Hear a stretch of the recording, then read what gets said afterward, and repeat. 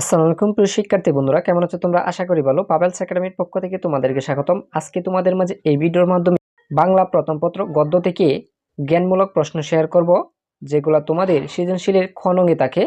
দেখো, নিম গাছ গল্পটি লিখেছেন বনফুল। দেখো, বনফুলের প্রকৃত নাম কি? বনফুলের প্রকৃত নাম হচ্ছে বলাইচাঁদ মুখোপাধ্যায়। নিম গাছ কোন রোগের মৌষধ? নিম গাছ চর্মরোগের মৌষধ। নিম গাছের প্রশংসায় পঞ্চমুখ। উত্তর, কবিরাজরা। নিমের কচি পাতাগুলো অনেকেই খায় কেন? উত্তর, কারণ তা যকৃতের পক্ষে উপকারী। কবিরাজকে? উত্তর, যিনি গাছগাছালি পরিশোধন করে মনুষ্য রোগের চিকিৎসা করে। বাড়ির পাশে নিম গাছ গজালে কারা খুশি হন? উত্তর, বিজ্ঞরা।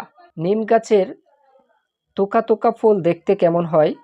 উত্তর, নীল আকাশের নক্ষত্রের মতো। নিম গাছ গল্পটি কোন গ্রন্থের অন্তর্গত? উত্তর, অদেশ্যলোক। নিম গাছ গল্পটি কোন গ্রন্থের অন্তর্গত? উত্তর, অদেশ্যলোক। সুপ্রিয় শিক্ষার্থীরা, এরকম আরও প্রশ্ন পেতে অবশ্যই আমাদের চ্যানেলটিকে সাবস্ক্রাইব করে সাথেই থাকো।